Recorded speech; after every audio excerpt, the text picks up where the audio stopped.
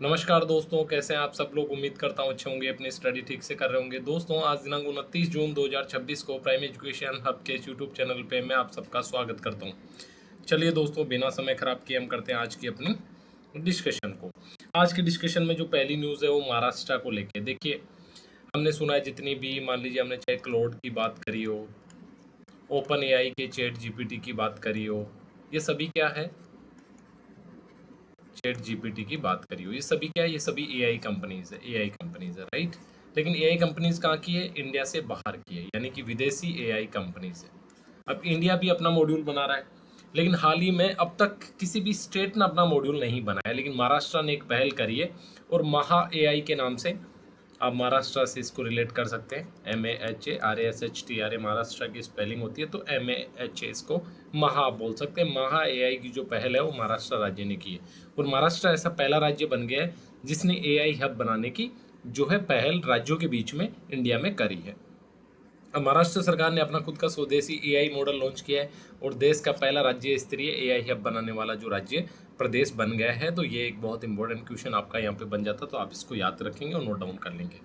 क्या कर रहे हैं, देखिए, डायरेक्ट बेनिफिट ट्रांसफर, यानी कि जितनी भी सरकारी योजनाएं हैं, जितना भी पैसा गवर्नमेंट को अपने सिटीजन्स, अपने नागरिकों के खातों में देना होता है, तो वो डीबीटी डायरेक्ट बेनिफिट ट्रांसफर के माध्यम से पहुंचाया जाता है। जहाँ पे क्या होता है, आपका बैंक में खाता खुला होता है, आधार कार्ड से और आपके मोबाइल नंबर से वो खाता कनेक्ट होता है, जिससे कि बेनिफिशियरी के अकाउंट में पैसा ट्रांसफर करना आसान होता है। तो इसको जो है अच्छे से मॉनिटर करने के लिए ये जो एआई हब है इसको यूज किया जाएगा, क्योंकि डेटा की सुरक्षा बहुत ज़्यादा महत्वपूर्ण है। देखिए, हो सकता है आने वाले टाइम में ये चैलेंजिंग हो जाए कि जो इस तरह का फाइनेंशियल जो डेटा है उसको सेफ रखना एक बड़ा टेढ़ा काम हो जाए। तो महाराष्ट्र सरकार ने ये पहल करी है। तो आपके लिए एग्जाम के हिसाब से इतनी सी इम्पोर्टेंट बात है कि महा जो एआई हब है, एआई हब ये किसने बनाया है, महाराष्ट्र ने बनाया है, और ये इंडिया का पहला स्टेट है जिसने ये एआई हब बनाया है। तो इस बात को आप याद रखेंगे। चलिए आगे। अब देखिए, एक QS world future skill index 2027 है, ठीक है, एक महत्वपूर्ण रिपोर्ट है। QS world future skill index, यानी कि भविष्य को लेके कौशल में दुनिया के देश कहाँ स्टैंड करते हैं, यानी कौशल विकास को लेके, स्किल को लेके दुनिया के देशों की क्या स्थिति है, ये बताती है क्यूएस की रिपोर्ट। टोटल जो है 87 देशों की जांच की इन्होंने, और इन 87 देशों में 13वां स्थान जो है भारत को मिला। कौन सी रैंकिंग मिली है, 13वीं। इंपॉर्टेंट सबसे पहली बात तो यही है कि QS world future skill ranking 2027 में इंडिया को कौन सी रैंक मिली है, तो आपको याद रखना चाहिए 13वीं रैंक मिली है, ठीक है। अगर अलग कैटेगरी की बात करें, फ्यूचर ऑफ वर्क, यानी काम का क्या भविष्य रहने वाला है, तो इस जो पैरामीटर है इसमें इंडिया को 5वीं रैंक मिली है।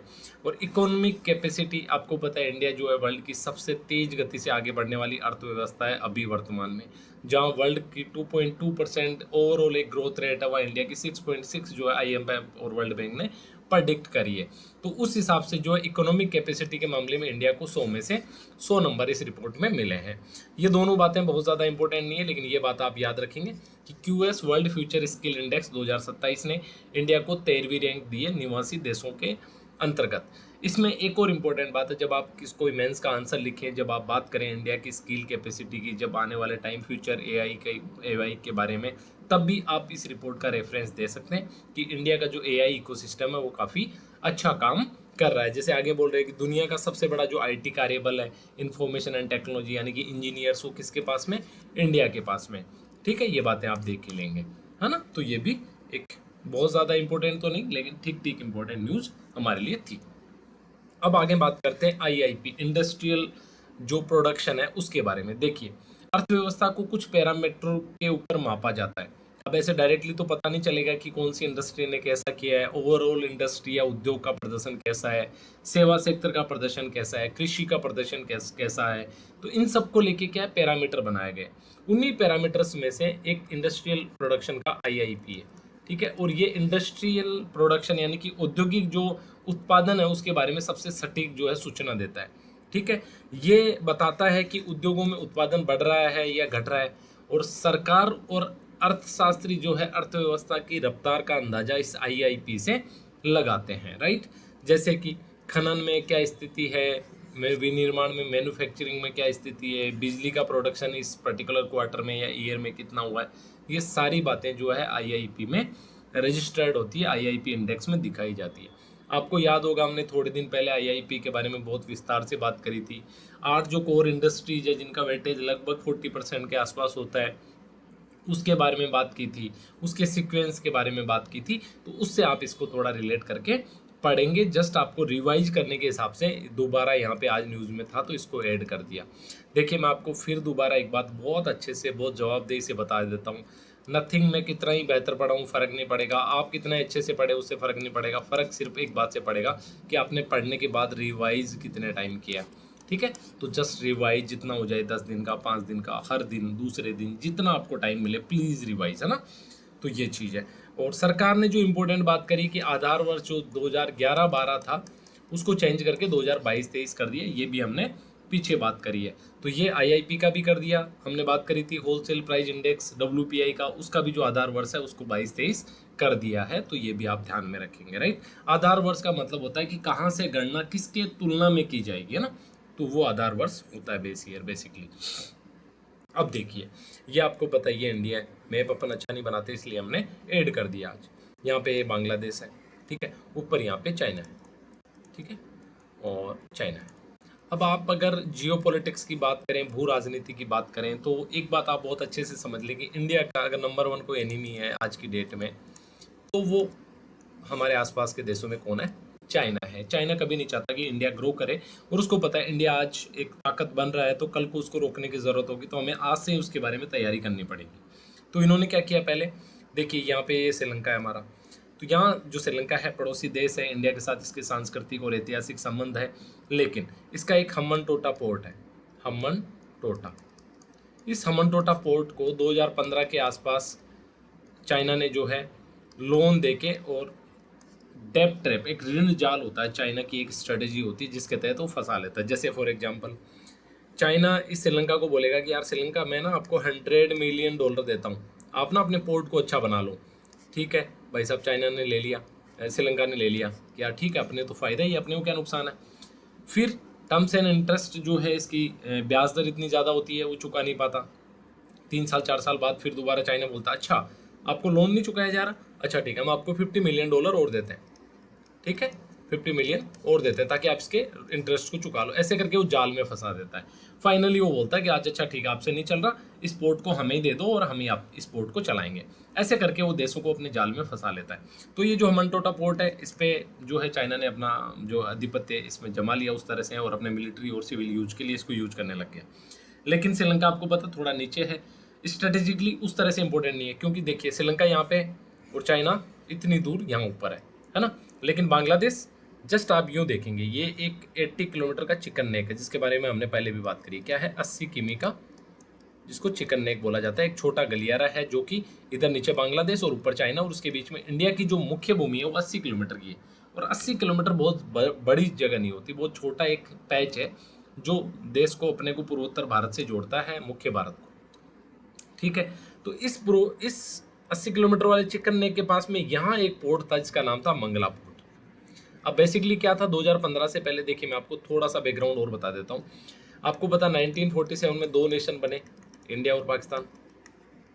ठीक है, पाकिस्तान 2 जगह था, पाक का एक हिस्सा यहाँ था और पाक का दूसरा हिस्सा यहाँ था।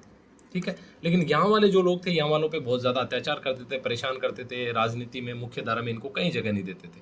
1970-71 के आसपास यहाँ बहुत ज़्यादा विरोध हुआ, पाकिस्तानी सेना ने यहाँ अत्याचार किए। फिर भारतीय सेना जो इंदिरा गांधी जी उस समय जो प्रधानमंत्री थी, उन्होंने, इंडियन आर्मी ने उनके आदेश से वहाँ इंटरफेरेंस किया और वहाँ से जो है पाकिस्तानी सेना को बंधक बनाया और बांग्लादेश को मुक्ति दी। बेसिकली वो पाकिस्तानी था, बाद में बांग्लादेश नाम का नया राष्ट्र बना। तो कुछ समय तक वहाँ 2 विचारधारा की पार्टियां थी। एक जो थी कट्टर मुस्लिम विचारधारा की पार्टी थी, जो कि भारत को उस तरह से लाइक नहीं करती थी। दूसरी शेख हसीना की जो पार्टी थी, वो इंडिया के साथ में उसके अच्छे संबंध थे।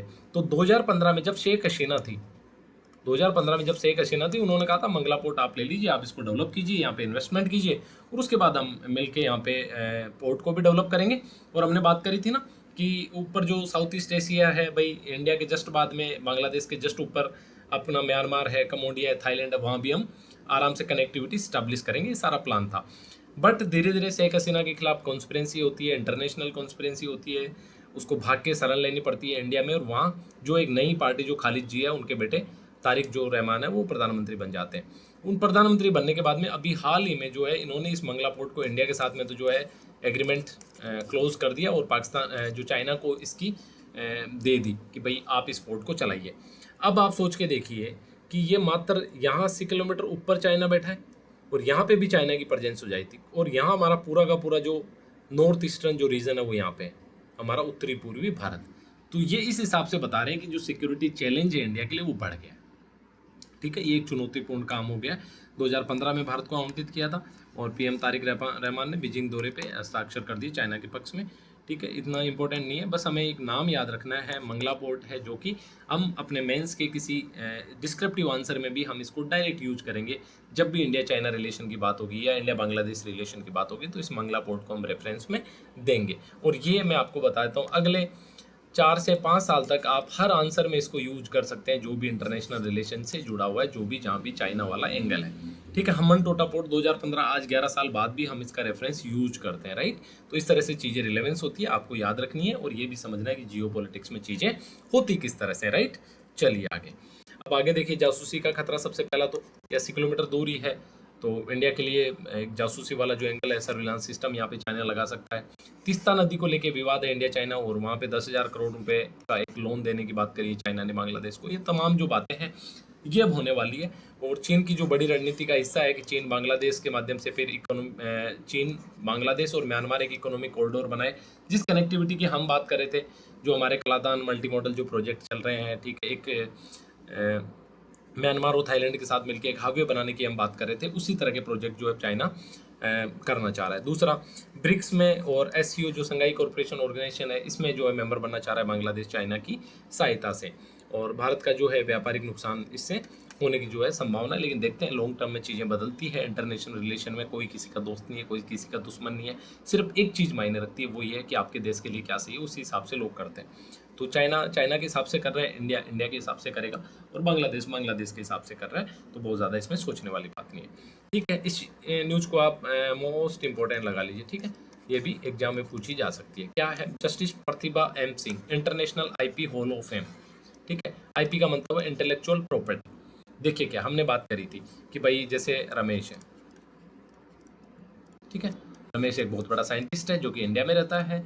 रमेश ने बहुत बड़ी रिसर्च करी मलेरिया पे, ठीक है, और मलेरिया की एक मेडिसिन बना दी। ठीक है, मेडिसिन बना दी। अब रमेश ने जब मेडिसिन बना दी तो रमेश ने इस पे कम से कम मान लीजिए 10 करोड़ रुपए खर्च कर दिए। हिमालय से जड़ी बूटी लेके आया, सारी जितनी भी इंफ्रास्ट्रक्चर बना था, सब कुछ। अब भाई रमेश को कुछ तो सिक्योरिटी मिलनी चाहिए ना। रमेश 10 करोड़ रुपए क्यों लगाएगा?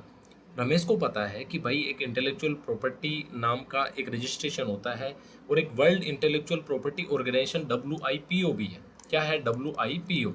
जब मैं मलेरिया की दवाई बना लूंगा तो मैं जाके इसको बोलूंगा कि ले भाई, हमारा ये फॉर्मूला है मेरा और मैंने ये दवाई बनाई है। ये मुझे बोलेगा एकदम राइट है, आपने अच्छा काम किया, 20 साल तक आप इसकी मेडिसिन सिर्फ आप ही बनाओगे या आप जिसको परमिशन दोगे वही बनाएगा। तो रमेश ने यहाँ पे 10 करोड़ रुपए खर्च किए, लेकिन वो आने वाले समय में 10,000, 20,000, 50,000 करोड़ तक भी कमा सकता है, क्योंकि उसको IPO मिल रहा है। तो इस WIPO जो है, वर्ल्ड इंटेलेक्चुअल प्रॉपर्टी ऑर्गेनाइजेशन, इसकी मेंबर थी हमारी ये जस्टिस प्रतिभा एम सिंह, यहाँ पे जज थी। ठीक है, तो इन्होंने इस IP वाले कानून में, इंटेलेक्चुअल प्रॉपर्टी वाले में शानदार काम किया है। तो international IP hall of fame जो अवार्ड है, ये हमारी भारतीय मूल की जस्टिस प्रतिभा एम सिंह को मिला है और ये पहली भारतीय जज है जिसको ये अवार्ड मिला है। ठीक है, दिल्ली हाईकोर्ट की जज थी और international IP hall of fame मिला है और पहली भारतीय न्यायाधीश बनी है। पहली, ये इंपॉर्टेंट है, फर्स्ट लेडी या जो भी मेल जज में ये पहली महिला है। सम्मान कहाँ पे हुआ है ये बहुत इंपॉर्टेंट नहीं है, और क्यों दिया है? बौद्धिक संपदा कानून में उनके उत्कृष्ट योगदान के लिए, जिसके बारे में हमने यहाँ बात करी। ये जो कानून है इसमें शानदार काम इन्होंने किया है।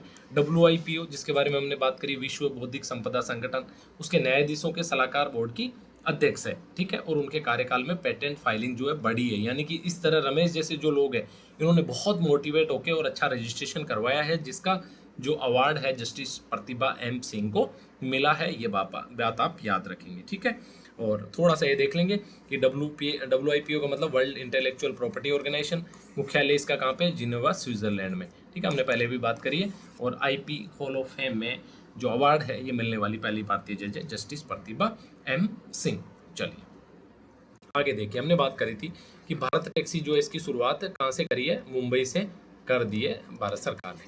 हमारा जो सहकारी मंत्रालय है वो इसको इसकी जो है एक्चुअल बॉडी है, इस जो नवाचार है वो उन्हीं का है। अभी होता क्या है, अभी देखिए ओला, उबेर, रैपिडो, ये जो है टैक्सी सर्विसेज है। क्या है, टैक्सी सर्विसेज है जो इंडिया में, और भी इस तरह की टैक्सी सर्विसेज है। यहाँ क्या होता है, यहाँ मान लीजिए ड्राइवर रमेश है, सुरेश मान लेते हैं यार, रमेश बार बार रमेश को बेचारे को हर नया रूल देना पड़ रहा है। तो सुरेश जो है, सुरेश ने रजिस्ट्रेशन किया ओला, उबेर या रेपिडो पे। तो यहाँ पे शर्त होगी कि भाई 20% जो पैसा है वो सीधा रेपिडो के अकाउंट में, या ओला या उबेर जो भी आपने जिसके साथ भी पार्टनरशिप करी है उसके अकाउंट में जाएगा, और उसके बाद 80% आपको जो है मिलेगा। ठीक है, 80% मिलेगा। अब मान लीजिए सुरेश ने कैब लगाई और यहाँ पे जतिन आ गया, जतिन ने बुक करी और जतिन का टोटल फेयर हुआ 400 रुपीज़। ठीक है, 400 रुपीज़। तो 80 रुपये तो चले गए कहाँ पे, सीधे उबेर के खाते में। ठीक है, जिसकी वो कंपनी थी। और जतिन जो रमेश है, सुरेश के टैक्सी वाले के खाते में आए 320 रुपये। भारत सरकार ने बोला यार ये तो नुकसान हो रहा है, विदेशी टैक्सियाँ भी हैं, इससे बेहतर तो हम कर सकते हैं अपने लोगों के लिए। तो सोचा क्या किया जा सकता है, बोला हम ऐसी टैक्सी लाएंगे कि पूरा पैसा ड्राइवर को मिलेंगे। तो ये जो टैक्सी है इसकी शुरुआत मुंबई में हुई, और अभी जो है गुजरात के 14 शहरों में इसको लॉन्च कर दिया। क्या इसमें 0 कमीशन है, बिल्कुल 1 रुपया हमारे ड्राइवर भाई से नहीं लिया जाएगा। ठीक है, 400 का 400, जितना बनेगा उतना पैसा सीधा उसके खुद के खाते में जाएगा। और ड्राइवर स्वामित्व वाला राइडिंग प्लेटफॉर्म है, यानी कि पूरी जो ओनरशिप है, जो मालिक है वो ड्राइवर ही है। किराए की पूरी कमाई ड्राइवर को मिलेगी, ओला उबेर जैसा कोई कमीशन नहीं, और यात्रियों को सर्ज प्राइजिंग से राहत। अब यात्रियों के लिए क्या समस्या थी, ये जो कलाकार ओला उबेर और ये रैपिडो वाले क्या करते हैं, जैसे इनको पता है कि मान लीजिए जो आप में से रमेश, सुरेश, विदेश, जितने भी 4-5 दोस्त, जितने भी सारे लोग, जितने सिटी के लोग हैं, एग्जाम देने गए हुए हैं। ठीक है, एग्जाम देने गए हुए हैं, आपका एग्जाम था 9 से 12। ठीक है, जैसे एग्जाम से छूटे 12 बजे आप सब लगे हुए हैं कि रैपिडो बुक करना है, ये करना है। इनको प्लेटफॉर्म को जैसे ही पता चलेगा, या पहले से भी पता होता है कि आज जो है 12 बजे इस तरह की डिमांड बढ़ने वाली है, ये लोग क्या करेंगे, 300 वाला किराया सीधो 500, 490, ठीक है 520, इस तरह से बढ़ा देंगे। इसको बोला जाता है सर्ज प्राइसिंग, यानी कि जब डिमांड बढ़ती है तो ये लोग अपना किराया बढ़ा देते हैं। लाइकवाइज शाम को 7 से 9 बजे के बीच में ज़्यादा कंजेस्टेड होता है, लोगों को ऑफिस से बाहर निकलना है, डिमांड बढ़ जाती है। बढ़ते ही जो किराया दिन में 250 रुपये होता था वो 450 हो जाएगा शाम को। यहाँ जो भारत टैक्सी वाले ने बोला भाई भारत टैक्सी अपनी इंडिया की टैक्सी, अपन पैसा नहीं बढ़ाएंगे, यानी कि ये जो सर्ज प्राइसिंग है, जो कि डिमांड बढ़ने पे पैसा बढ़ जाता है, वो भी अपन नहीं करने वाले। कौन कौन है इसमें, ये बहुत इंपॉर्टेंट है, अमूल और इफ्को, ये दोनों के सहयोग से ये प्लेटफॉर्म जो है इन्होंने बनाया है। अमूल और इफ्को दोनों ही सहकारी सेक्टर की कंपनियां हैं, सहकारी मॉडल पर आधारित है, तो इन्होंने ये किया। और सहकारी मंत्री हमारे कौन, अमित शाह जी है। ठीक है, तो याद रखेंगे गुजरात के 14 शहरों में लॉन्च हुई है, सहयोगी अमूल और इफ्को, और भारत का सहकारी जो मंत्रालय है वो। ठीक है, चलिए अब उपराष्ट्रपति जी ने एक किताब का विमोचन किया है वीआईपी कल्चर पे। ठीक है, इंडिया में वीआईपी कल्चर बहुत पसंद किया जाता है, और नेता जितने भी अधिकारी, ऑफिसर्स, और सबको पसंद है, सबको अच्छा लगता है, राइट। तो इसको लेके जो है 2 लोग हैं, नाम याद रखेंगे, श्री नबम रेबियो और श्री संदीप कुमार। श्री नबम रेबियो और श्री संदीप कुमार, इन दोनों व्यक्तियों ने जो है किताब लिखी है VIP culture in India, power, privilege and distance from democracy. यानी कि जो ये वीआईपी कल्चर है ये लोकतंत्र से कैसे अलग है। आप देखते हैं जैसे कोई वीआईपी आता है, रोड को ब्लॉक कर दिया जाता है, आम आदमी सड़क के किनारे खड़ा है, उसको चाहे कितना इंपॉर्टेंट जो मर्जी काम हो, उसके बच्चे का एडमिशन करवाना हो, उसके बच्चे को स्कूल छोड़ना हो, उसका बच्चा एडमिशन हॉस्पिटल में एडमिट हो, उसको और कोई अर्जेंट काम हो, उसकी नौकरी पे जाना हो, और कुछ हो, उनको साइड में खड़ा कर दिया जाता है, और जो वीआईपी है वो निकलता है रोड पे सराटे से। ये क्या है, तमाम चीज़ें, एक एग्जाम्पल है, ऐसी तमाम चीज़ें हैं। आप कहीं भी जाएंगे, आप जहाँ लाइन में लगे हुए, आप लगे हुए, लोग साइड से निकल जाएंगे। तिरुमला तिरुपति जी के आप दर्शन करने गए हुए, आपको 48 घंटे हो गए दर्शन नहीं हुए, एक व्यक्ति जाएगा, अनंत अंबानी, क्योंकि उसके पिता का नाम मुकेश अंबानी है, बहुत बड़ा व्यक्ति है, वो सीधा जाएगा। तमाम जो इस तरह के वीआईपी कल्चर है उनके बारे में ये बुक बात करती है, तो थोड़ा रिलेवेंसी है टॉपिक की, पूछा जा सकता है, याद रखेंगे, राइट। चलिए आगे देखिए, Diksha digital infrastructure for knowledge sharing है। ठीक है, कब लॉन्च किया था, 2017 में लॉन्च किया था। ठीक है, पीएम ई विद्या पहल का हिस्सा है, यानी कि 1 नेशन 1 डिजिटल प्लेटफॉर्म, ये इसका थीम था बेसिकली, है ना। कौन कौन संचालन कर रहा है, देखिए एनसीईआरटी और सीआईईटी। एनसीईआरटी, राष्ट्रीय शैक्षिक अनुसंधान और प्रशिक्षण परिषद और केंद्रीय शैक्षिक प्रौद्योगिकी संस्थान जो है, दोनों संस्थाओं ने मिलकर इसको चलाया है। क्या होता है इसमें, देखिए किंडरगार्टन यानी कि बिल्कुल एलकेजी से भी नीचे से लेकर 12 तक के जितने भी सब्जेक्ट्स हैं उनके बारे में ऑफलाइन ऑनलाइन जो है क्लासेज इस पे अवेलेबल होती है। Basically online, offline I am sure offline नहीं होगी, ऑनलाइन होती है सब्जेक्ट के हिसाब से, टॉपिक के हिसाब से, ताकि जो बच्चे मान लो किसी भी गवर्नमेंट स्कूल में पढ़ रहे हैं, जहाँ भी जो टॉपिक समझ नहीं आता तो ये दीक्षा प्लेटफॉर्म के माध्यम से वो आराम से अपनी स्टडी पढ़ सकते हैं। अलग अलग भाषाओं में सभी राज्यों और केंद्र शासित प्रदेशों ने इसको बड़े पैमाने पे अपनाया था बेसिकली, है ना। तो हल्का सा आप याद रखेंगे, शिक्षा से जुड़ा हुआ है और ई डिजिटल जो प्लेटफॉर्म है, ई पीएम की जो ड्राइव थी उसको लेके ये महत्वपूर्ण है। आगे देखिए, जल संकट जो है इंडिया में ऑलरेडी आपको पता है लगभग 17% के आसपास जनसंख्या है हमारे पास, और जो जल की उपलब्धता है वो मात्र 4%, यानी कि कितना कम है आप समझ सकते हैं। उसके बाद फिर हमारी जो कृषि है मानसून पर निर्भर है, और अभी हमने बहुत लंबी चौड़ी और बहुत लगातार बात कर रहे हैं कि अल नीनो कैसे प्रभावित कर रहा है, और उस अल नीनो की वजह से जो है वर्षा कम हो रही है, इसका पैटर्न अपने को देखने को मिल रहा है। समस्या क्या है, खरीफ का जो ये सीजन है अभी, इसमें 43% जो बारिश है उसकी कमी ऑलरेडी हो चुकी है, और आज़ादी के बाद भी मात्र 42% जो भूमि है संचित है। यानी कि इंडिया में अगर मान लीजिए 100 एकड़ जमीन है टोटल, इस 100 एकड़ में से मात्र 42 एकड़ जो है वहीं सिंचित का मतलब कोई ना कोई सिंचाई का साधन अवेलेबल है। बाकी 58% जो भूमि है ना वो एकदम बंजर है इसकी तरह, यानी वर्षा हुई तो वहाँ फसल होगी, अदरवाइज वो ऐसे ही पड़ी रहेगी, चाहे वो रेगिस्तान हो चाहे पहाड़ हो, सारी मिला के 58% जो है वो सिंचित नहीं है। तो सरकार ने 25% से कम सिंचाई वाले 111 जिलों को चिन्हित किया है, ठीक है। यानी कि मान लीजिए आपका डिस्ट्रिक्ट है अजमेर, अब अजमेर में सरकार ने देखा कि यार यहाँ तो सिर्फ ना 10% जो जगह है वही सिर्फ सिंचित है, यानी वहीं सिर्फ सिंचाई के साधन और पानी अवेलेबल है। तो ऐसे जो है 111 डिस्ट्रिक्ट को इन्होंने शॉर्ट लिस्टेड किया है और प्लान किया कि देखते हैं हम इनके लिए क्या कर सकते हैं। कुछ समाधान है, देखिए हमारी जो कृषि है उसको लेके बहुत सारे ऐसे पैटर्न हैं जिनको हम गलत तरीके से फॉलो करते हैं। जैसे हम धान को बहुत ज़्यादा, धान यानी चावल, अब चावल बहुत ज़्यादा पानी की डिमांड करता है, जबकि आजकल चावल का उत्पादन भी उस तरह से नहीं है।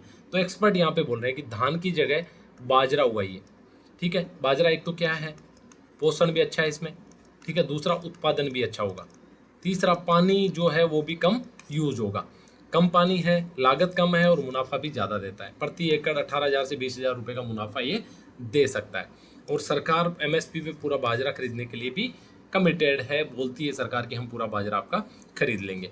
फसल की विविधता भी बढ़ेगी। देखिए बार बार आप अगर चावल बोते रहेंगे तो फिर एक लेवल के बाद में जो उत्पादकता है ज़मीन की वो बिल्कुल कम हो जाएगी। और पोषण जो है उसके मामले में तो शानदार है ये, क्योंकि आपको पता है मिलेट्स बोला जाता है इनको, जैसे राई हो गया, रागी हो गया, जवार हो गया, बाजरा हो गया, इन सबको क्या बोला जाता है, मिलेट्स। और सीरियन भी इनको कहा जाता है, मिलेट्स बोला जाता है, सीरियन और मोटा अनाज। और 2023 को अंतर्राष्ट्रीय मिलेट वर्ष जो है वो भी घोषित किया था। और एक और सबसे बड़ी बात, धान यानी कि चावल की फसल से कम समय में जो है बाजरा तैयार हो जाता है। ये तमाम ऐसे फैक्टर है जो कि बाजरा आपको उगाया जाना चाहिए चावल की जगह, क्योंकि हमारे यहाँ जो पानी की समस्या है वो, और ये ऐसा डेटा है जिसको अपन यूज कर सकते हैं। जैसे फॉर एग्जांपल ये 43% बारिश की कमी है, ये तो एक सीजनल डाटा है, इंपॉर्टेंट नहीं है, लेकिन हम बात कर सकते हैं कि अभी तक हमने जो है आज़ादी के बाद मात्र 42% जो भूमि है वही सिंचित है, 58% जो भूमि है वो असिंचित है। यानी कि हमारी कृषि जो है बहुत ज़्यादा मोर देन 50% निर्भर किस बात पे करती है, अच्छे मानसून पे निर्भर करती है। दूसरी ओर हम क्या गलतियां करते हैं कि हम ज़्यादा पानी यूज़ होने वाली फसलें उगाते हैं, जबकि हमें कम पानी प्रयोग में लेने वाली फसलें उगाई जानी चाहिए। उनकी उत्पादकता भी ज़्यादा है और हमें जो मुनाफा होने की संभावना वो भी ज़्यादा, लेकिन जागरूकता की कमी है। ये क्या है, हम मेंस आंसर में भी यूज कर सकते हैं। लगातार न्यूज़ में देखिए, पहले जो ये पंचपदरा की जो रिफाइनरी है राजस्थान की, इसका उद्घाटन होने वाला था, मोदी जी जस्ट आने वाले थे, एक दिन पहले जो है यहाँ पे आग लग गई। अब दोबारा चीज़ें ठीक होकर दोबारा न्यूज़ में है। हमारे लिए ये इंपॉर्टेंट नहीं है मोदी जी कब आएंगे, क्या करेंगे, हमारे लिए इंपॉर्टेंट है ये जो रिफाइनरी है क्या है, कैसे बनी, क्या रेशियो है सरकार में और कौन सी पार्टनर कंपनी, ये सारी बातें जो एग्जाम में पूछी जा सकती है। राजस्थान की पहली रिफाइनरी है, सबसे पहली बात तो फर्स्ट कौन सी, पंचपदरा वाली, पंचपदरा जो रिफाइनरी है पहली रिफाइनरी है। 2005 तेल में बाड़मेर में कच्चे तेल की खोज हुई। मंगला, भाग्यम, ऐश्वर्य, ये तेल के कुओं के नाम है, जिनके बारे में आप ट्रेडिशनल ज्योग्राफी जब पढ़ेंगे तो आपको पढ़ने को मिलेगा। मंगला, भाग्यम, ऐश्वर्य तेल के कुएं हैं। जब ये तेल के कुएं वहाँ पे निकले तो वहाँ पे रिफाइनरी के बारे में बात होने लगी कि भाई जब तेल, कच्चा तेल यहाँ निकलेगा तो हमें रिफाइनरी भी यहाँ लगानी चाहिए। सॉरी।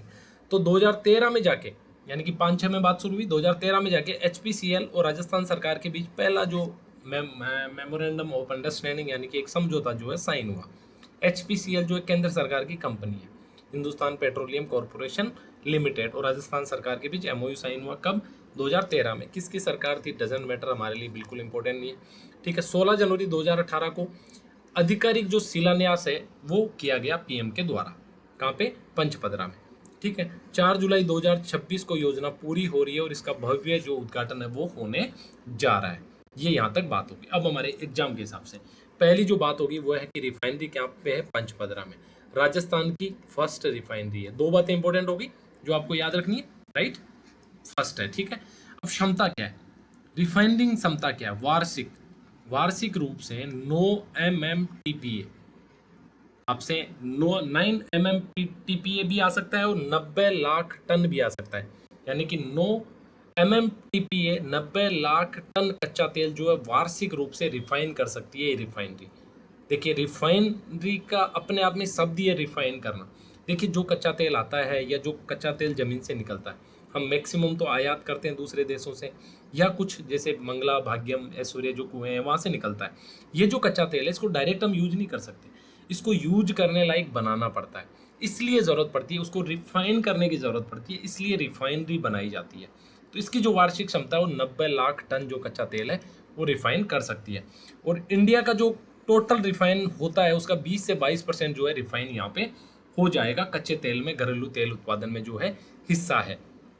अब सबसे इंपॉर्टेंट बात, पहली ये होगी पंचपदरा में, दूसरी बात ये होगी कि फर्स्ट है राजस्थान में, तीसरी ये होगी इसकी क्षमता, और चौथी सबसे महत्वपूर्ण बात कि एचपीसीएल जो है उसका और राजस्थान सरकार का जो हिस्सा क्या है। एचपीसीएल की है 74% भागीदारी और 26% है राजस्थान सरकार की, यानी कि जो मुनाफा होगा उसका 74% जो है एचपीसीएल को जाएगा और 26% जो है वो किसको जाएगा? राजस्थान गवर्नमेंट को जाएगा, ठीक है। ये इनकी भागीदारी का पैटर्न है। पहले 43,129 करोड़ रुपए की थी, फिर जो है इस कुछ स्पेसिफिकेशन बढ़ा दिए जाते हैं, उसकी वजह से 72,000 करोड़ की जो है ये पूरी रिफाइनरी ये प्रोजेक्ट है। होगा क्या यहाँ पे? देखिए ग्रीन फील्ड है, एकीकृत पेट्रोकेमिकल कॉम्प्लेक्स। एक आपको समझा देता हूँ ग्रीन फील्ड क्या होता है, ठीक है, और ब्राउन फील्ड इन्वेस्टमेंट क्या होता है, ठीक है। ग्रीन फील्ड का मतलब होता है बिल्कुल जीरो से किसी योजना को शुरू करना, ये होता है ग्रीन फील्ड। और ब्राउन फील्ड का मतलब होता है कि एग्जिस्टिंग, जैसे मान लीजिए 55 की रिफाइनरी बन गई, अब इसमें 2 यूनिट और बढ़ा देना, ये इन्वेस्टमेंट क्या हुआ? ये प्रोजेक्ट क्या हो गया? Brown field. तो ये पूरा का पूरा ग्रीन फील्ड एकीकृत पेट्रोकेमिकल कॉम्प्लेक्स था, यानी कि रिफाइनरी भी है और पेट्रोकेमिकल भी, ये एक ही जगह होगा। BS6 का पेट्रोल यहाँ बनेगा, BS6 का जो डायरेक्ट कारों में यूज होता है, डीजल यहाँ पे बनेगा। ATF जो फ्यूल एयरक्राफ्ट्स में, हवाई जहाज़ों में यूज होता है वो यहाँ बनेगा। प्रोपाइलिन जो है वो बनेगा, पॉलीथीन आदि जो बाई प्रोडक्ट है जो कि रिफाइनरी में तेल के निर्माण के दौरान बनते हैं, ये भी यहाँ पे बनेंगे। होगा क्या? ऊर्जा के आयात पे निर्भरता जो है देश की भी कम होगी, राजस्थान की कम होगी। पेट्रोकेमिकल जो इंडस्ट्री जोन है वो बनेगा, उसका डेवलपमेंट होगा, और हजारों युवाओं को जो है प्रत्यक्ष अप्रत्यक्ष रूप से रोजगार मिलेगा। ये बहुत बड़ी बात है और इस वजह से हमारे लिए ये रिफाइनरी इंपॉर्टेंट है। दूसरी बात मंगला पशु बीमा योजना है, उसके बारे में भी लगातार बात हो रही थी 1-2 दिन से, तो उसको भी हमने लिया है। नोडल विभाग कौन सा है? राजस्थान सरकार का पशुपालन विभाग जो है मंगला पशु बीमा योजना का विभाग है, यानी कि ये विभाग इस बीमा योजना को चला रहा है, संचालित कर रहा है। होता क्या है, इसमें एक 12 अंक का टैग दिया जाता है जो कि कान में लगाया जाता है। जिस पशु का बीमा करना है उसके कान में पेस्ट किया जाता है 12 अंक का एक टैग, जैसे आपका आधार नंबर वैसे उस पशु का एक 12 नंबर का टैग हो गया। ये अनिवार्य है क्योंकि इससे धोखाधड़ी नहीं होती, भाई जिस पशु का हुआ है उसके कान में लगना जरूरी है। बीमे से पहले टीकाकरण होना जरूरी है। खुरपका, मुंह पका, ये बीमारियां पशुओं में बहुत कॉमन होती है हमारे यहाँ राजस्थान में, तो इसका टीका होना जरूरी है। जन आधार कार्ड अनिवार्य है जिस व्यक्ति का पेपरलेस है, और 2 पशुओं का बीमा हो जाता है, अधिकतम 2 पशु का, यानी कि एक व्यक्ति जिसके नाम पे जन आधार कार्ड है उसके जो है 2 पशु का बीमा हो जाएगा। ठीक है, अब मैं आपको टास्क देता हूँ कि हर पशु पे कितने रुपए मिलेंगे। ठीक है, हिंट करता हूँ आपको 20,000। ठीक है, आप पता कीजिए क्या वास्तव में 20-20 हज़ार मिलते हैं, 12-12 हज़ार मिलते हैं, 15-15 हज़ार मिलते हैं, कितने मिलते हैं? मंगला पशु बीमा योजना, ये आपका काम है, आप कीजिए। ठीक है, और नाम किस लिए रखा है कि बाड़मेर का जो प्रसिद्ध मंगला सेक्टर है, समृद्धि के हिसाब से मंगला इसका जो है योजना का नाम रखा है। अब एक हमने लगातार पढ़ी, सबसे पहले ऑस्ट्रेलिया ने 16 साल से कम उम्र के बच्चों के लिए सोशल मीडिया बैन कर दिया।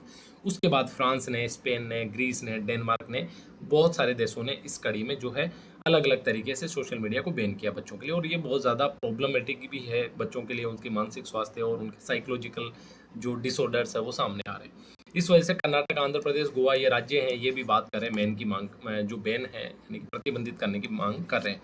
साइबर बुलिंग, ऑनलाइन शोषण, ऑनलाइन गेमिंग, ये सारे जो है तमाम खतरे इससे बने हुए हैं। अब क्या किया, नया क्या हुआ, United nation human right commission, संयुक्त राष्ट्र संघ का जो मानवाधिकार जो आयोग है, उसने बोला है, उसने कुछ गाइडलाइन दी है। उसने बोला है कि भाई बच्चों की जो ऑनलाइन सुरक्षा सुनिश्चित करना है ना, वो बहुत ज़रूरी है, और एक मार्गदर्शिका उन्होंने जारी करी है। ठीक है, ऑनलाइन प्लेटफॉर्म को किशोरों के लिए अच्छा बनाना है। कैसे बनाएंगे, जैसे ऑटो प्ले और अनियमित जो स्क्रॉलिंग है इसको पाबंदी लगाई जा सकती है। रोजाना का बच्चों के हिसाब से जो स्क्रीन टाइम है वो फिक्स हो जाना चाहिए। जैसे फॉर एग्जांपल बच्चा यूट्यूब चला रहा है तो 20 मिनट होने के बाद उस अकाउंट पे दोबारा जो है, जब तक कोई बड़ा व्यक्ति इंटरफेयर ना करे, दोबारा यूट्यूब चालू ना हो। इस तरह के जो प्रतिबंध है वो चलाने होंगे। अब ये बोला है कि पूर्ण प्रतिबंध के बजाय थोड़ा सा इसको मॉडिफाइड कीजिए और ठीक तरीके से मैनेज कर लीजिए। ये तमाम बातें इसमें हुई है। देखिए, महाराष्ट्र के महा एआई जो पहला एआई हब बनाया है राज्यों के मामले में, उसके बारे में बात करी। क्यूएस स्किल इंडेक्स के बारे में, मंगला पोर्ट के बारे में, पंचपदा रिफाइल के बारे में, जस्टिस प्रतिभा के बारे में, दीक्षा प्लेटफॉर्म के बारे में, भारत टैक्सी के बारे में, और United nation human right commission की जो नई गाइडलाइंस आई है उनके बारे में भी हमने लगातार अच्छी बात करी है। आज थोड़ा लेट हो गया था बट इट्स ओके, मुझे लग रहा है डिस्कशन काफ़ी अच्छी हुई है। तो प्लीज़ अच्छे से पढ़िए, रिवाइज करते रहिए। रिवाइज करना बहुत इंपॉर्टेंट है, और जो बात आपको पूरी तरह समझ नहीं आती ना, उसको हल्का सा अपनी तरफ से मेहनत कर लीजिए। प्लीज़ डोंट होपलेस नहीं होना है कि यार मुझे समझ नहीं आया, मुझे अब क्या करना चाहिए। ठीक है, बहादुर बनिए, थोड़ी हिम्मत रखिए, मज़ा आएगा। ये ऐसा नॉलेज है जो आपको बहुत लगातार, बहुत राइट एज पे, बहुत शुरुआती टाइम पे मिल रहा है, तो बहुत अच्छा रहने वाला है। ठीक है, प्लीज़ अपना ध्यान रखिए, अच्छे से पढ़ते रहिए। जय हिंद।